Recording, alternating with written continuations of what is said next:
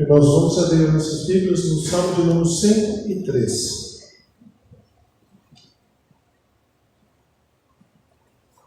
O nosso tema é esse, a gratidão pessoal a Deus.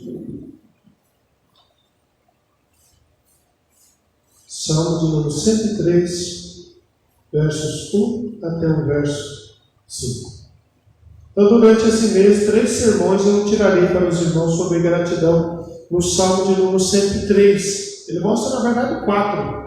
Ele é dividido em 4 partes desse salmo. Então, vou usar pelo menos 3 delas para nós falarmos sobre esse tema, gratidão, durante esse mês. Então, o meu tema, na verdade, é gratidão individual a Deus, quando reconheço que não sou suficiente. Sara podia corrigir o tema aí, já que fica exposto. Gratidão individual e pessoal a Deus. Então, o Salmo de número 103, versos de 1 a 5. Vamos ler esses versos de maneira alternada? Juntos? Vamos? De maneira alternada? Eu vou verso os irmãos seguinte. Então, diz assim a palavra: Bendize a minha alma ao Senhor, e tudo que há em mim bendiga o seu santo nome. Bendize a minha alma ao Senhor, e não esqueça nem só dos seus delitos. Ele é quem perdoa todas as tuas iniquidades, quem sara todas as tuas enfermidades. Quem aprova redime a tua vida, e te coroa de graça e misericórdia. Quem farta de bens a tua velhice, de sorte que a tua mocidade se renova como a da águia. Vamos orar com o nosso irmão presbítero Irineu, pedindo que Deus fale no nosso coração. Deus, que bom, Senhor, estarmos de novo na sua casa, Senhor Jesus, louvando-te e cantando louvores a ti, Senhor. A nossa gratidão eterna, Senhor, por esse momento maravilhoso que o Senhor nos confere, Senhor, de podermos estar de volta à casa do Senhor.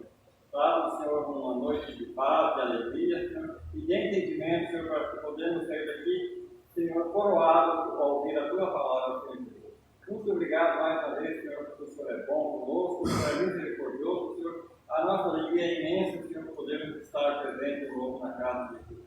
Obrigado, Deus Pai, por tudo que o Senhor tem feito e faz com a vida. Nós oramos e agradecemos o seu santo nome, Senhor Jesus. Amém. Bem, obrigado, Deus. Então, a palavra gratidão, do latim, é gratus, ou gratia. O significado dela, basicamente, é reconhecimento. Reconhecimento de algo recebido de outrem. Então, nós expressamos gratidão quando nós reconhecemos que outrem nos beneficiou em alguma coisa. Isso é no dicionário. Para nós aplicarmos aqui, é o nosso reconhecimento daquilo que temos recebido de nosso Deus e de nosso Pai, o nosso Senhor e Salvador Jesus Cristo.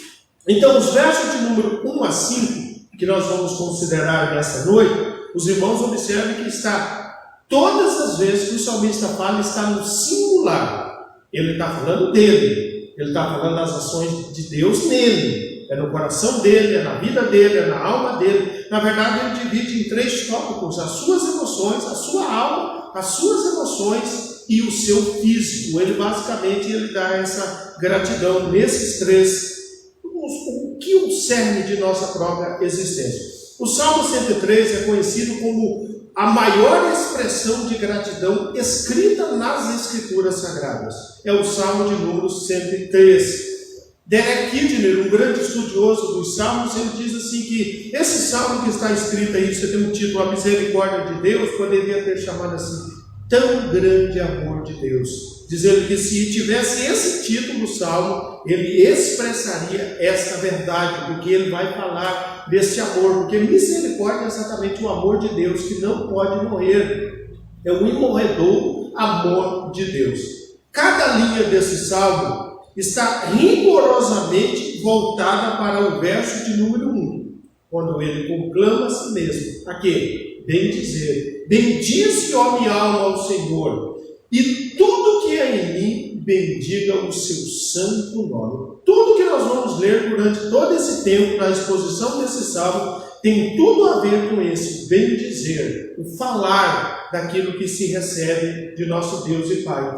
Um estudioso chamado Charles Spurgeon, ele diz assim que o Salmo de número 103 é como uma montanha rosa no meio de muitas montanhas. Qual é a ideia de montanha rosa? Que se destaca. Mas ele diz assim que ela reflete uma luz rubra, vermelha, que permeia todas as demais. É como se ele dissesse assim: nos salmos sobre gratidão, o salmo de número 103 é aquele que lança luz sobre todos os demais textos que tratam sobre gratidão. Os versos que nós lemos, os versos de número 1 a 5, é o esforço de um homem para não se esquecer dos benefícios de Deus. Ao longo do salmo, da exposição, os irmãos vão entender por que isso, porque Davi hoje é um homem velho. Quando ele escreve o salmo, Davi está doente e velho. Todos os estudiosos, os comentaristas falam que Davi está em avançados dias e ele está doente. Se você ler a história de Davi, lá no livro dos Reis, você vai perceber que Davi tem um tempo de sua vida, de sua velhice, que ele vai enfermar, ele vai para a cama e ele precisa ter cuidado. Diz os estudiosos que é nesse tempo que Davi escreve o Salmo de número 103. Por isso que é um salmo que rememora, primeiramente, a sua história, depois a história do seu povo e depois a história de todo o universo. O salmo, os versos 1 e 2, ele se concentra a exortar a ele mesmo, ou ele exorta a si mesmo. Bendiga, fale, e ele fala com a alma dele. Ele está falando no hebraico, a ideia aqui é aquela pessoa que está falando consigo mesmo, ela volta-se a sua voz para dentro de si. Então ele, nos versos 1 e 2, ele exorta a si mesmo, ele diz a bem dizer e não esquecer. Ele internaliza as palavras, porque ele fala, ó minha alma, é o seu ser interior, é todo o seu ser. Mas ele encoraja todas as suas faculdades mentais. Olha o termo que ele usa. E tudo que há em mim, tudo que existe dentro de mim, bendiga o teu santo nome. Observaram? Bem dizer, ele vai falar 2 vezes. Ele vai falar a alma dele 2 vezes e não se esquecer de nenhum só dos benefícios de Deus. Tudo que há em mim. Isso refere-se às suas condições físicas, mentais e espirituais. Os estudiosos dizem que esse salmo não é o salmo de um homem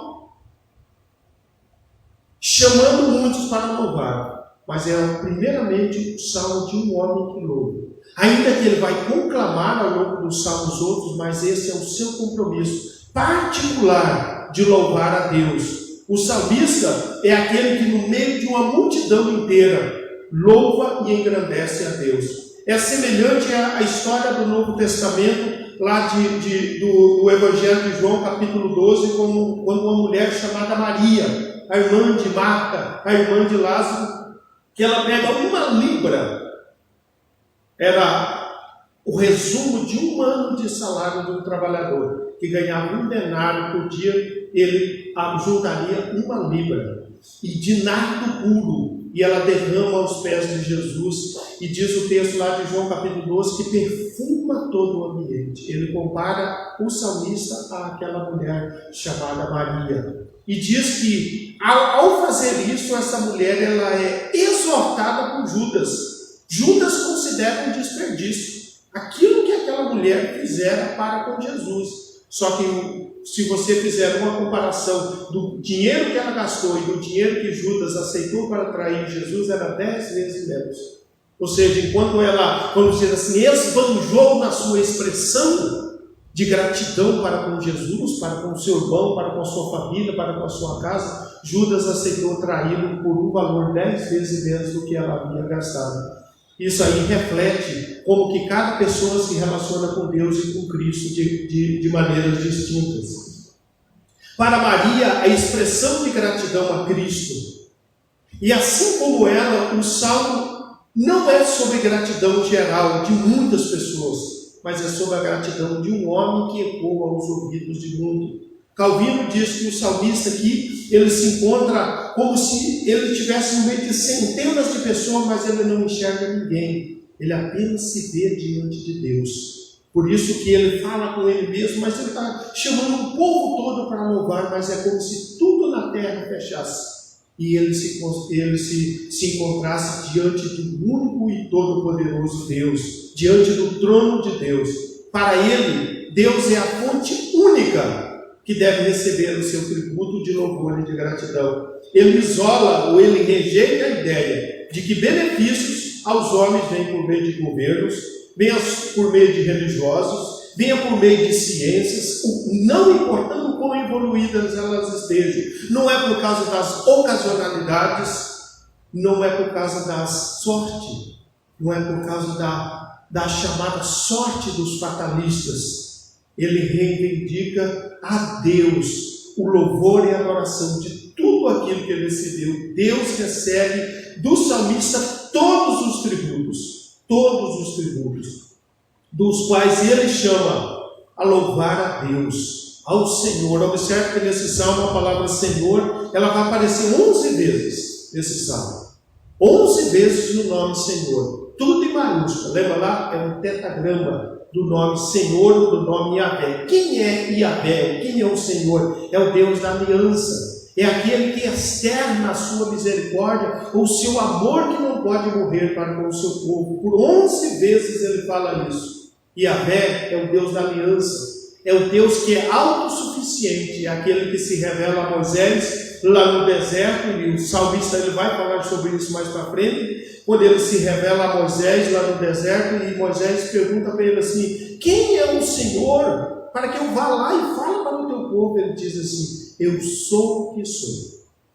Por isso que o tema que o Salmo sugere ao longo de todo o Salmo é que gratidão é o reconhecimento que não somos suficientes na individualidade hoje ou na coletividade, de que tudo que vem até nós é expressão de generosidade, do amor e da bondade de Deus. Para o salmista, esse Senhor, esse Deus a quem ele louva o nome dele, lembra lá, o nome revela o caráter de quem uma pessoa é ou de quem Deus é. E quando ele chama aqui, bendizo a minha alma ao Senhor, ele está dizendo assim: louva a minha alma aquele único que é suficiente, ou aquele que é suficiente em todos os sentidos, desde sua existência até as suas ações e os seus decretos. Agora vamos analisar os versos então 3 a 5, que ele vai falar dos benefícios que ele recebe de Deus. Então os versos 1 e 2 é um conclamar de si mesmo. A quem, por que ele se volta para esse Deus e como ele se volta a Deus. Aí ele diz assim, verso número 3: ele é quem perdoa todas as tuas iniquidades e quem sara todas as tuas enfermidades. Primeiro benefício de Deus é perdão. É ele quem perdoa todas as tuas iniquidades. Observe duas coisas interessantes nessa expressão: ele é quem perdoa. O verbo perdoar aqui não aponta para o passado. Ele não é algo que nós já recebemos de Deus, mas é algo que estamos recebendo e recebemos de maneira contínua. Aqui o verbo perdoar ele é um presente contínuo. O que ele quer dizer isso? Quer dizer que o perdão de Deus eu precisei ontem, eu estou precisando hoje e eu precisarei amanhã. Por isso que ele está no presente contínuo. Ele nem fala de passado e ele nem fala de futuro. Ele fala do agora, do aqui e agora. É ele quem perdoa. O comentarista fala que essa é uma ação costumeira de Deus. Por isso que ele não usa o termo perdão de pecados. Ele vai falar de pecados mais lá na frente, mas aqui ele chama iniquidades. Qual a distinção entre pecado e iniquidade? Pecado é um ato isolado. Pecado é comparado, traduzido do hebraico, a palavra pecado como errar o alvo. É como aquele que atira uma flecha e ele erra. Iniquidade é quando este ato de errar o alvo seja repetitivo. Vai acontecer. Aconteceu ontem, aconteceu hoje de manhã, aconteceu hoje de tarde, aconteceu hoje de noite, e o salmista ele tem essa compreensão de que diante de Deus ele é continuamente pecador, e ele precisa dessa expressão perdoadora de Deus, essa ação costumeira de Deus em perdoar ele. É a misericórdia perdoadora de Deus estendida a ele diariamente. Possivelmente expressando aquilo que lá em Lamentações 3:23, quando fala da fidelidade, da misericórdia de Deus, o profeta Jeremias, ele diz assim: renovam-se a cada manhã. E ele diz assim: a razão de nós não sermos consumidos hoje pelo que nós fizemos ontem é porque a misericórdia de Deus se renova sobre nós todas as manhãs, a cada manhã. O Novo Testamento ele registra um ato lá em Lucas capítulo 7, versos 36 a 50. Eu vou resumir a história para vocês. É a história de uma mulher, lá o termo usado é pecadora. O sentido desta palavra é uma prostituta. É uma mulher prostituta que, enquanto Jesus estava num banquete numa casa, e o costume deles era ficar com os pés para trás, esta mulher entra, essa porta dessa casa estava aberta, esta mulher entra e ela começa com lágrimas, ela beija os pés de Jesus, ela unge os pés de Jesus, ela chora diante dos pés de Jesus, e ela enxuga eles com o cabelo, e ela lança um bálsamo nos pés de Jesus. E o fariseu, que é um homem, dono da casa que havia convidado Jesus, ele pensa consigo mesmo, mas Jesus, conhecendo o pensamento dos homens, ele pensa consigo mesmo e diz assim: se esse homem fosse profeta, ele saberia que essa mulher não presta. E Jesus, conhecendo o interior dele, ele vira para aquele homem e diz para ela: está vendo, Simão? Está vendo essa mulher? Eu entrei na tua casa e você não me respeitou como um convidado. Como um convidado era recebido numa casa na Palestina do primeiro século? 3 coisas ele deveria receber: o beijo na face, um óleo para ungir a cabeça. Lembra lá, o pessoal andava na poeira, além de ser os costumes, era a necessidade. As pessoas andavam na poeira durante o dia inteiro. Como é que fica o cabelo? Uma pessoa que anda na poeira. Então o óleo fazia parte de amaciar, além dessa hospitalidade, fazia parte de amaciar. E como as pessoas andavam a pé, os pés estavam cansados, e eles ofereciam uma bacia de água para lavar os pés. E Jesus entrou na casa deste homem, que era um homem religioso, que era um homem influente, era um fariseu, era um detentor da religião, da teologia dos judeus. E o que ele fez? Ele não dignificou Jesus. E Jesus vira para ele, e Jesus Cristo fala para ele: está vendo, Simão, esta mulher? Eu entrei na tua casa, você não me beijou o rosto, ela me beija os pés. Você não me deu água para lavar os meus pés, ela lavou com suas lágrimas. Você não me deu óleo para a minha cabeça, no entanto, ela derramou sobre os meus pés. A razão dessa mulher estar aos pés de Jesus revela a sua humildade, revela a sua consciência de quem ela era e de toda a grandeza que era Jesus. E Jesus finaliza para ele dizendo assim: ela demonstrou para comigo um amor motivado pela fé do perdão que ela de mim recebeu. É uma história maravilhosa. Eu sintetizei ela, mas vale a pena a gente ler essa história. Lucas capítulo 7, versos 33 até o número 50. Ele que perdoa todas as tuas iniquidades. Sabe qual? O nosso ato repetitivo de pecado. O perdão é uma dádiva exclusiva de Deus. Jamais poderíamos, pelos nossos próprios esforços, pelos nossos próprios meios, nos redimir de um único. Lembra? Um único pecado coloca o homem no inferno. Um único pecado. E nós, por todas as nossas faculdades, com todas as nossas condições, com todas as nossas religiosidades, nós não poderíamos nos livrar de um único pecado.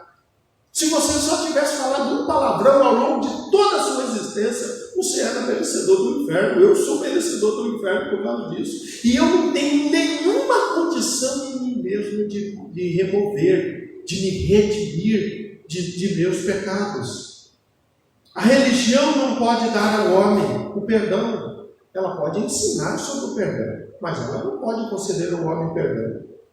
Os flagelos da vida não podem redimir o homem. O sofrimento, o padecimento, olha, está aí, está pagando, está sofrendo, aqui, está se purgando nessa vida. Ele não pode. Pode ser uma consequência natural do pecado, pode, mas não porque está redimindo o homem, está massacrando ele. Não existe penitências nem nesta vida e nem na eternidade que nos livra de uma única culpa. Pensemos nisso, irmãos, dia a dia, e consideremos o quão bom tem sido Deus em nos dar a dádiva do perdão. Primeiramente, daquele perdão que Ele nos deu e nos justificou por meio de seu Filho Jesus, nos considerou justos diante dEle, apesar de quem nós somos. Mas, irmãos, não parou aí. Não parou aí. Porque nós continuamos na condição de pecadores, nós continuamos na condição de necessitados do perdão de Deus todos os dias. E para corrigir a nossa mente, o apóstolo João, ele diz na sua primeira carta, nos versos 1, no capítulo 1, verso 8 e 10, dizendo assim: se dissermos que não temos pecado nenhum, a nós mesmos nos enganamos, e a verdade não está em nós. João está escrevendo para uma igreja, para o povo de Deus, é o apóstolo João. Se dissermos que não temos pecado, fazemos-no mentiroso. Nós estamos dizendo que Deus é mentiroso, porque quem diz que nós somos pecadores é Ele. E Ele diz: e a sua palavra não está em nós. Se dissermos que não temos pecado, que não temos cometido pecado, a nós mesmos nos enganamos e não existe verdade em nós. Se dissermos que não temos cometido pecado, fazemos Deus de mentiroso, e a verdade dele, ou a sua palavra, não está em nós. Já paremos para considerar que Deus tem nos perdoado dia a dia de nossas transgressões, de nossa omissão, como usa o salmista, usa o termo aqui, iniquidade. Segundo o benefício dele, nesse mesmo verso, ele diz assim: ele, e aí se referindo a Deus, por isso que ele está bem dizendo a sua alma a Deus, ele que perdoa, e é ele quem sabe todas as suas enfermidades. O pecado faz o nosso corpo enfermar. Nós sabemos que toda enfermidade ela é proveniente da nossa condição de pecadores. Mesmo que nada eu tenha feito para isso, mesmo que não seja uma ação direta, mas toda a doença é expressão do nosso pecado, daquilo que nós herdamos lá desde Adão. As enfermidades são consequência direta de nossos pecados, quer herdados ou quer praticados. Há casos das Escrituras Sagradas que a doença é um ato da própria expressão do pecado do homem, mas há aqueles que de maneira indireta ele recebeu de sua ancestralidade. Calvino nos fala que devemos ver essa cura mais do que de nossas mazelas corporais, de nossas aflições, de nossos flagelos físicos. Nós temos que olhar muito além de tudo isso, porque isso é próprio de nosso corpo mortal.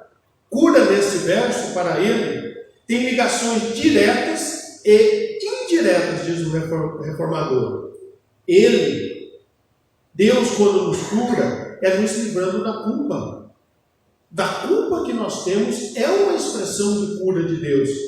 Ele nos cura das curas inerentes à nossa natureza pecaminosa, quando Ele nos regenera por meio do Espírito Santo de Deus. Mas Ele nos cura também quando Ele nos absolve do castigo que merecemos. Lembre-se, todo pecado merece um castigo.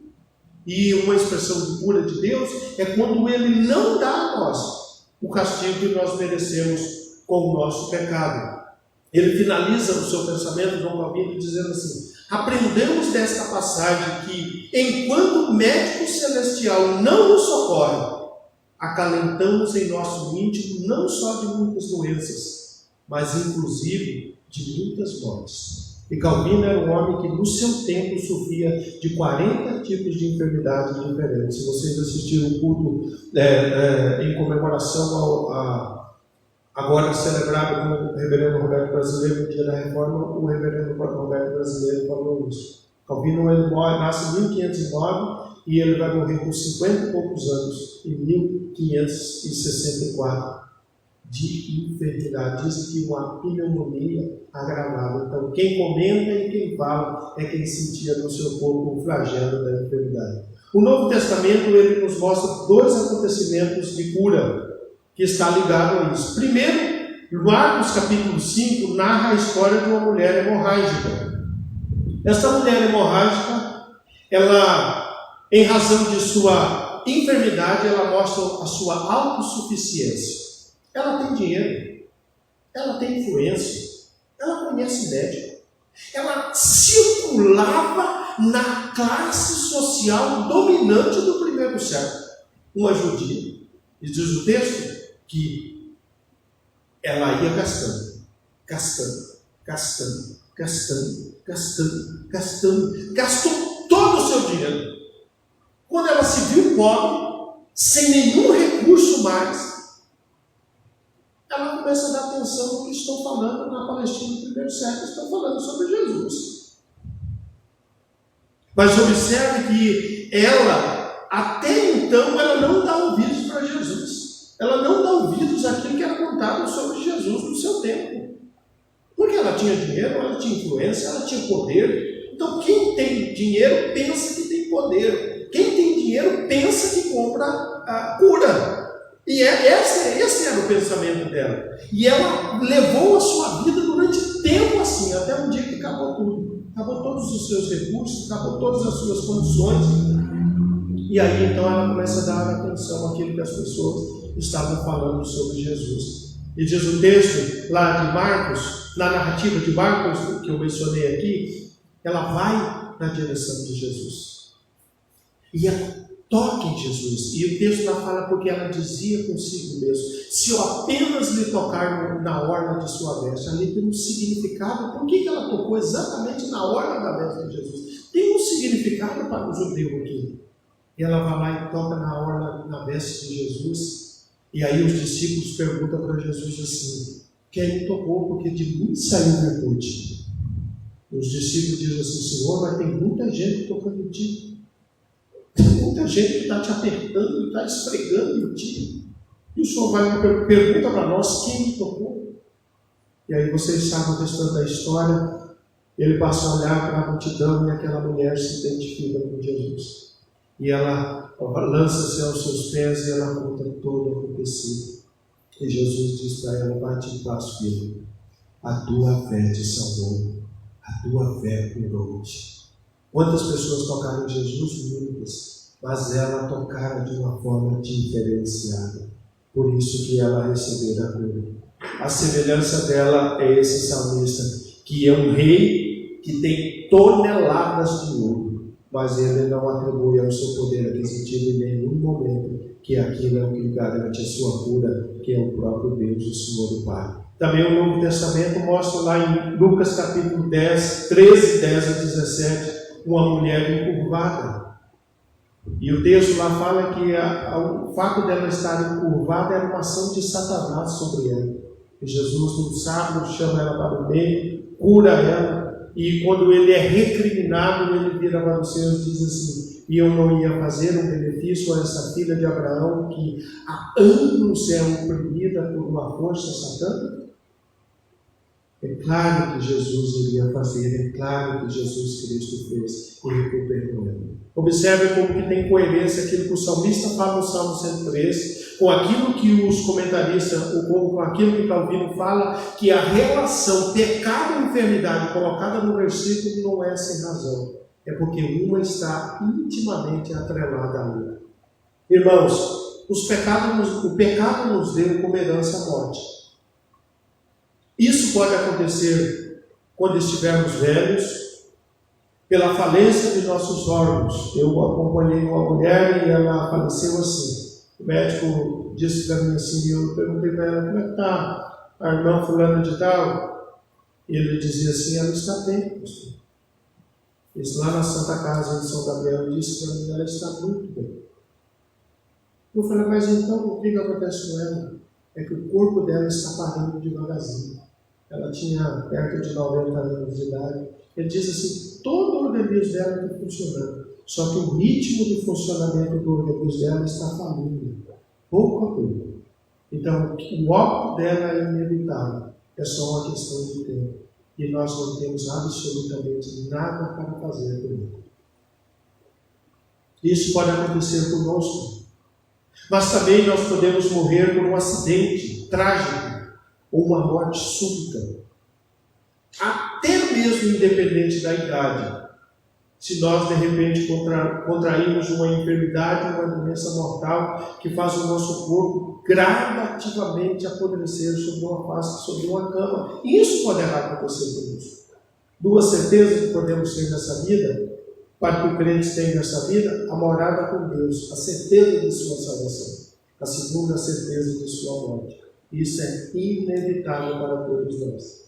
Agora, o que nós temos que fazer na semelhança desse homem aqui é confiar em Deus para que isso não aconteça antes do nosso tempo. É zelar para termos um coração sem obstinação. É corrermos para Deus antes de tal coisa, de qualquer coisa. É corrermos para o altar de Cristo antes de corrermos para qualquer um. Porque o altar de Deus é o mais especialista em curas. O atendimento é ilimitado. O médico nunca dorme ou está ausente no plantão. Já levei pessoas em hospitais que chegavam lá e a pessoa passando mal e eu agoniado com o pastor. E quem me atendia dizia assim: o senhor espera que o médico estava descansando um pouquinho, que ele estava no plantão. Então tinha que esperar o médico levantar, lavar o rosto. Mas no altar de Deus não tem isso. Não há filas e não tem listas de espera. O altar de Deus, a cura é ilimitada, não há cobrança, é gratuito para todos.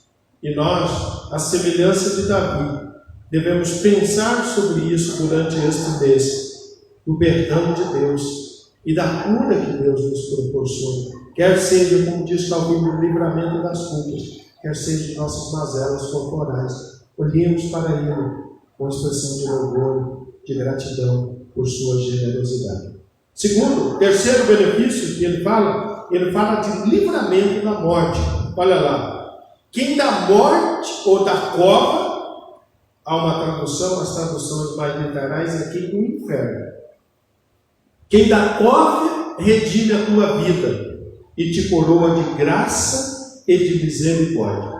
O terceiro benefício que o salmista aqui fala é o livramento da morte. Observe que existe uma sequência lógica, uma continuidade: perdão, cura, livramento. Observe que há depois perdão, cura, livramento, bênçãos que coroam a vida e a existência desse indivíduo. Ele mostra uma progressividade na exposição. O salmista lista esse como o terceiro ato da bondade de Deus, que é o livramento da sepultura. Certamente que no primeiro momento Davi está falando da morte que ele foi livre prematuramente. Se você conhece a história de Davi, você sabe que em sua juventude, quando ele era pastor, ele mesmo conta, para ser selecionado para o desafio com Golias, e ele diz assim: eu já tirei animais e as reses de meu rebanho das mãos de leões. Então ele, como um homem do campo, ele era sujeito às feras, a enfrentar as feras. E ele reconhece isso lá, dizendo que Deus o havia livrado. Mas se você observar, Davi teve batalhas com os filisteus. É o único rei que venceu os filisteus. Davi teve a batalha com Golias, teve a batalha com os filisteus. Davi foi perseguido por seu sogro. Davi foi perseguido por seu filho. Davi foi perseguido por tantos e tantos inimigos. É só você ler a história do rei Davi, que você vai ver o que ele está falando. Que Deus, por muitas e muitas vezes, o livrou de morrer precocemente. Nas mãos de uma espada, por meio de uma flecha, por meio de uma emboscada. Quantas emboscadas foram colocadas contra Davi na sua história, contada na sua história? E Davi agora, um homem velho, sobre a cama, enfermo, ele está rememorando tudo isso. Ele está falando disso, que na sua juventude ele enfrentou o que ele enfrentou, mas foi Deus que deu o livramento a ele. Por isso que ele escreve até muitos salmos, como o Salmo de número 3, por exemplo, é um que ele conta essas histórias. Quando ele chega a dizer que mesmo em meio do perigo, eu deito e não me durmo. E ele diz assim: porque o Senhor me sustenta. Agora, ele entende que a morte só não chegou até ele por causa da intervenção de Deus. Mas ele também aponta para as questões da eternidade, do levantamento da sepultura, num primeiro momento, ou da cova, que num primeiro momento tem um livramento físico. mas ele também rememora, juntamente com o perdão, o livramento que Deus nos dá por meio de seu Filho Jesus, o livramento da morte eterna. Olha, no Novo Testamento, como que uma linguagem muito parecida é usada por Paulo. Em Efésios, por exemplo, capítulo 2, verso 1, ele diz assim: Ele vos deu vida, estando vós mortos em seus delitos e pecados. Você recebeu vida. Lembra lá? Morte no Novo Testamento é a separação que o homem vive de Deus. E ele diz: o Senhor me tirou de lá, tanto no aspecto físico, como também no aspecto espiritual. Mas ele diz que junto com esse livramento, ele diz assim que ele foi coroado de graça e de misericórdia. Observe lá, ele usa o termo: ele foi coroado, tu me coroas de graça e de misericórdia. O que eram as coroas? As coroas eram um tipo de guirlandas, e elas faziam parte da ornamentação na cabeça das pessoas nas festas de Israel. Então eles enfeitavam a sua cabeça. E qual o sentido que tinha aquilo ali? De plenitude, de abençoado, de felicitado, de abundância. Tinha todos esses sentidos. Você lê lá, por exemplo, o Salmo 65, a gente sempre lê, diz assim: coroas o ano da tua bondade. Então, coroação tem a ver com fartura, tem a ver com abundância de bênçãos. E é isso que o salmista denota. Ele coloca isso aí para mostrar as muitas vitórias que Deus dera ao longo de sua vida. Desse Deus que com ele estava pactuado. É o amor imortal de Deus, que perdoa o homem, que cura o homem, que livra o homem, mas ainda cerca ele de bênçãos. Calvino diz assim que o salmista aqui, quando ele usa essa expressão, é como uma das músicas que canta que a mão de Deus está em cima, do lado, de um lado, do outro, para frente e para trás. Esse é o sentido de ser, de por Deus, livrado da sepultura, livrado da morte prematura, livrado da morte eterna, e ainda coroado, ainda farto de bênçãos em todos os lados. No Novo Testamento, existe uma mulher chamada Maria, mãe de Jesus. Quando ela tem a notícia de que ela conceberia o Senhor Jesus, ela canta. E dentre as suas expressões de canção, ela diz lá no verso número 50 de Lucas 1: a sua misericórdia, o seu amor vai de geração em geração sobre aqueles que o temem. Lembra lá? Maria está dentro da genealogia daquela família da qual Davi fazia parte por causa do seu esposo. É vida perdoada, é vida curada, é vida liberta, é vida coroada de graça e de misericórdia, é vida cheia da plenitude das bênçãos de Deus que nós podemos receber. Irmãos, nós recebemos salvação em Cristo por dádiva de um Deus bondoso. Ele nos faz levantar do túmulo para a vida eterna, e um dia nos levantará do túmulo para a ressurreição eterna. Até esse dia nós somos cercados por graça. Até chegar esse dia do nosso encontro com o nosso Deus, nós seremos cercados de graça, de misericórdia. E a graça e a misericórdia de Deus triunfarão em nossas vidas todos os dias. Ainda que nós não tenhamos tanta vontade de reconhecer essas expressões de graça, desse Deus glorioso e gracioso, elas vão nos acompanhar, conforme o salmista diz no Salmo de número 23, bondade e misericórdia certamente me seguirão todos os dias da minha vida, e habitarei na casa do Senhor para todo sempre. Por isso, durante esse mês e sempre, louvemos a Deus com ações de graça, porque Ele é generoso para conosco. Por penúltimo, ele fala de uma providência abundante. Olha lá o que ele diz no verso do número 5. Aqui é o seu primeiro indicativo de que ele é um homem velho, porque ele está falando para ele mesmo. Ele diz assim: que farta de bens a tua velhice, de sorte que a tua mocidade se renova como da águia. Então observe que todas as bênçãos que o salmista lista ao longo dos salmos, elas são duplas. O verso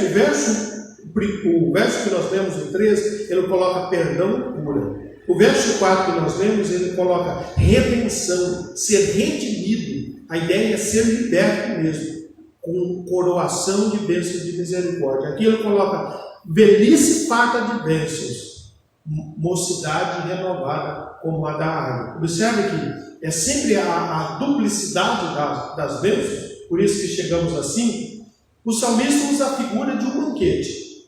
Esta aqui é a figura de alguém que está diante de um banquete que é farto. Mas farto de tal maneira que se ele comer desse banquete, ele vai comendo e como se ele comesse uma maçã que estivesse no banquete, e ele acaba de comer aquela maçã, a maçã surge no lugar de novo. Ele come um pedaço do frango assado, ele acaba de comer aquele frango, o frango reconstitui. Esta é a ideia de fartura, de abundância. Ele poderia comer, ele poderia doar, ele poderia repartir, ele poderia convidar pessoas que a sua mesa continuamente é farta. Esta é a ideia do salmista. É a bênção de Deus que alcançou ele na sua velhice em largueza. E ele diz que Deus colocou tantas bênçãos na sua frente, na sua vida, ao longo de sua vida, que ele sem medo pode dizer: Deus abundantemente me abençoou. Esta é a manifestação da graça de Deus, que perdoa, que protege, que sustenta o homem com ele, pactuado. Ele fala daquele que está pactuado com Deus, daquele que está com aliança, daquele que está reconhecendo o Senhor Deus Yahvé como sendo Deus, o Deus de sua provisão. O Novo Testamento, ele coloca um homem. Esse homem é chamado Barnabé. Atos capítulo 4. Nós até cantamos a história. Barnabé, um dia, ele olhou para a sua vida, ele se viu tão farto, mas ele se viu tão farto das graças, das bênçãos e da bondade merecida de Deus, que ele tomou duas decisões. A primeira foi vender o seu campo e chegar e entregar para os apóstolos e dizer assim: distribui para quem está precisando mais do que eu. Me dê só a comida para eu comer todo dia. Isso aí já seria um ato de generosidade, de liberalidade, sem tamanho de Barnabé. Mas o que ele fez mais aí? Eu estou aqui para servir. Vamos lá? Barnabé vai ser um homem que vai andar junto com aquele que vai pregar o Evangelho no Novo Testamento. Não foi isso que o Espírito mandou que a igreja separasse em Atos capítulo 13? Ele deu o que ele possuía, mas ele se deu também a Deus. E por que ele fez isso? O reconhecimento disso que Davi está dizendo, de largueza, de mesa farta, de bênção abundante, de vida redimida, de vida curada, de vida liberta, de vida libertada, de vida salva, de vida protegida. Ele diz assim: eu tenho tudo de Deus, me ofereço por inteiro ao meu Deus. Irmãos, a graça de Deus, ela nos cerca de todos os lados com dádivas. O que precisamos ter é essa mesma postura deste homem, é intimar o nosso coração, é intimar a nossa alma, é intimar as nossas faculdades mentais, é intimar as nossas forças e dizer: tudo que há em mim, bendiga o seu santo nome, porque são muitas expressões de sua generosidade e de sua graça. E por último, de maneira duplada, além de fartar de bens a velhice dele, conforme diz, ele diz que a mocidade dele se renova como a da água. Ele usou a ideia de uma metáfora, de uma figura na mesa farta para denotar a abundância das graças recebidas de Deus. Agora ele usa a figura da águia. Davi está vendo.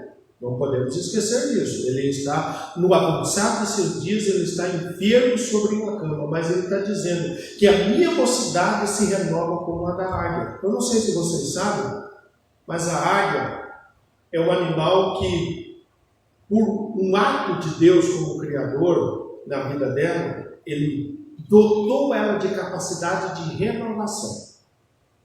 A águia, ela só morre de velhice, porque o bico dela fica tão grande. A águia morre de fome, na verdade, porque o bico dela ele fica tão grande que ela não consegue mais devorar as suas presas. Mas ao longo de toda a sua vida, aí diz os estudiosos que esse animal, quando ele está assim, ele começa a sugar o seu próprio sangue. Ela começa a se alimentar do seu próprio sangue. Mas durante a sua vida, os ciclos de sua vida são muitos, mas ela é sempre renovada. Por isso que, diferente das demais aves, nunca é encontrada uma águia que morreu em avançados dias sem ter beleza, sem ter a formosura, sem parecer muito jovem. Por que isso acontece? Porque ela usa esse processo dado pelo Criador a ela, da renovação. E o salmista Davi, ele está nessa condição. Ainda que fisicamente ele não está renovado, mas o seu coração, a sua esperança está renovado. A águia é conhecida como um animal que tem capacidade grande de renovo de sua existência, de renovo de sua vida. É o vigor físico, que ela constantemente se renova. O salmista compara a sua vida, compara o tempo de sua mocidade, mas compara a sua vida como uma águia que se renova. Ela é jovem de novo, mas ele é um homem doente, não é um homem enfermo, ele está sobre a cama, mas o seu coração está nutrido de esperança. Davi, apesar de sua aparência, ele ainda tem dentro de si nutrido de esperança, de muita esperança, embora ele não tivesse o vigor físico de sua juventude, de sua mocidade, mas por dentro, seu homem interior, existia frescor ainda na sua juventude. Existe um comentarista alemão chamado Weiser, ele diz assim: o salmista, Davi, o poeta, reconhece as oportunidades que durante a vida Deus deu para ele.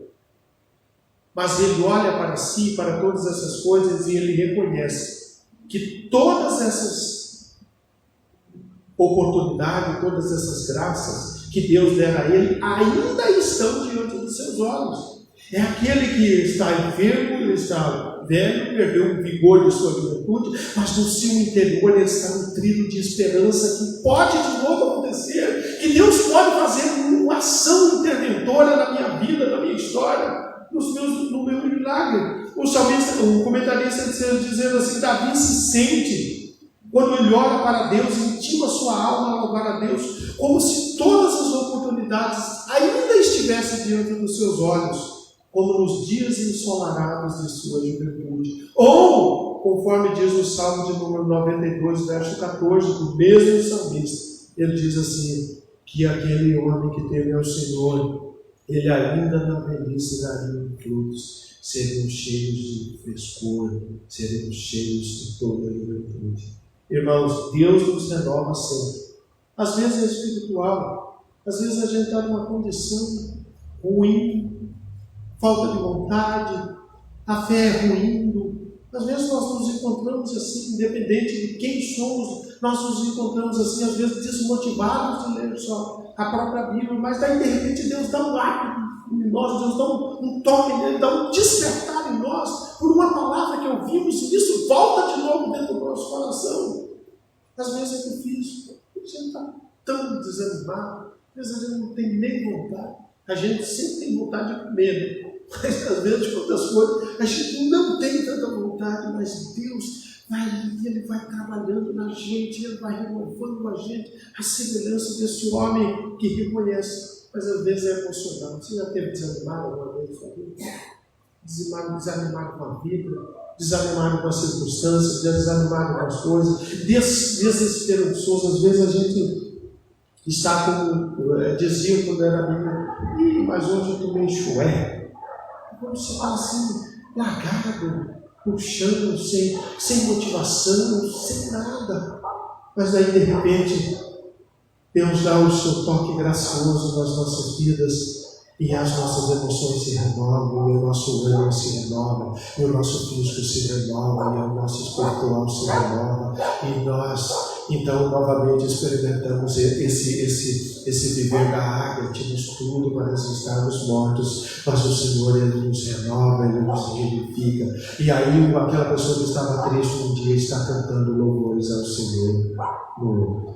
Por isso, irmãos, que nós sempre devemos tributar louvor a Deus.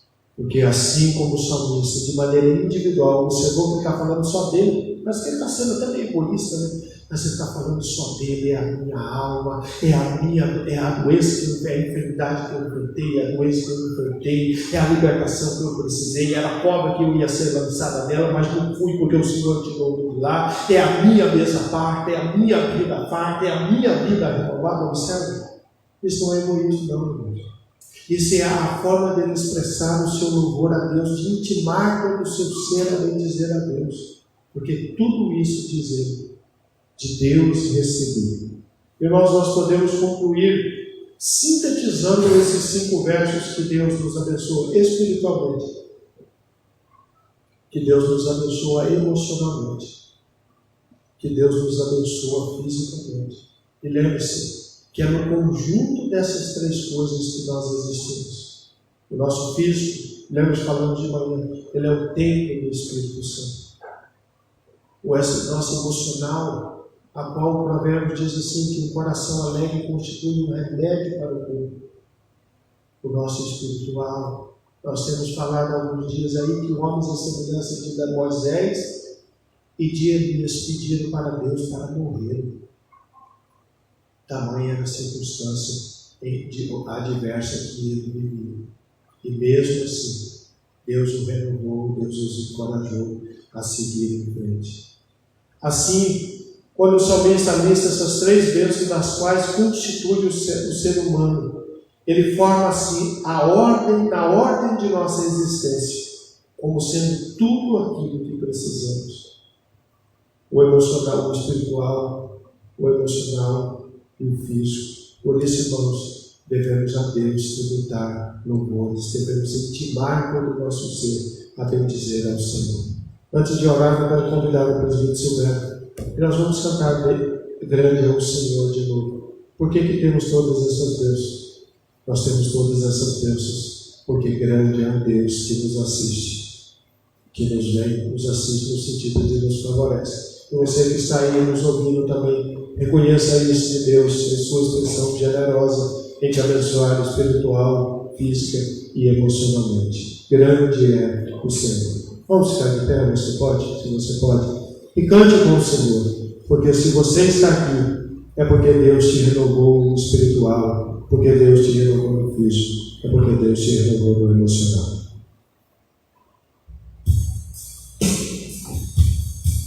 Olha, essa música é uma música de agradecimento ao Senhor.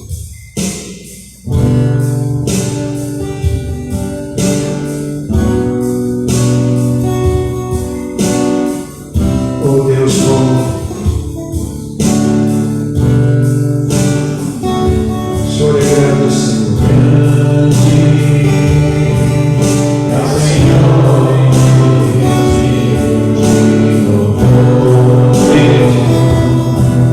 a cidade do nosso Deus.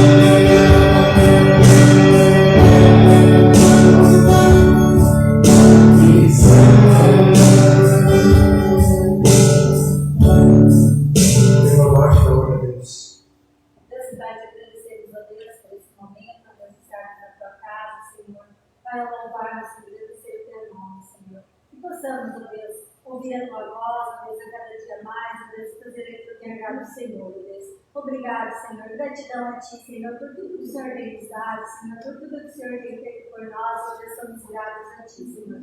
Te agradecemos, ó Deus, por esse dia, Senhor, pela Tua palavra, Senhor. Te agradecemos por tudo, Senhor, em nome de Jesus. Amém. Oremos. Ó Deus querido e Pai, em nome de Jesus, nós te damos graças porque temos recebido perdão. Te damos graças porque temos recebido cura. Te damos graças porque temos recebido libertação. Te damos graças, Senhor, porque o Senhor tem nos coroado. O Senhor tem abundantemente abençoado as nossas vidas. Te damos graças, Senhor, porque o Senhor tem nos renovado. Te damos graças por teu imerecido amor. Louvado e bendito seja o teu santo nome. Te damos graças, Senhor Deus. Louvamos e bendizemos o teu nome, pela expressão de tua generosidade e do teu amor para conosco. Receba sempre as nossas vidas em cada expressão de louvor que apresentamos a Ti, como sendo a nossa expressão de gratidão, de louvor e de agradecimento ao teu santo nome.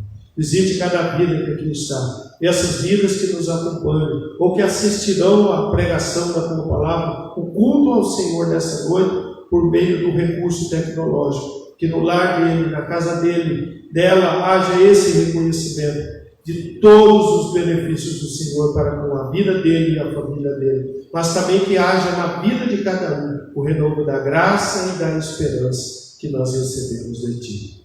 Queridos irmãos, que a graça do nosso Senhor Jesus Cristo, o amor de Deus o Pai e as eternas consolações do Espírito Santo de Deus seja sobre vós o povo de Deus, aqui e em todo lugar, hoje e para todo sempre.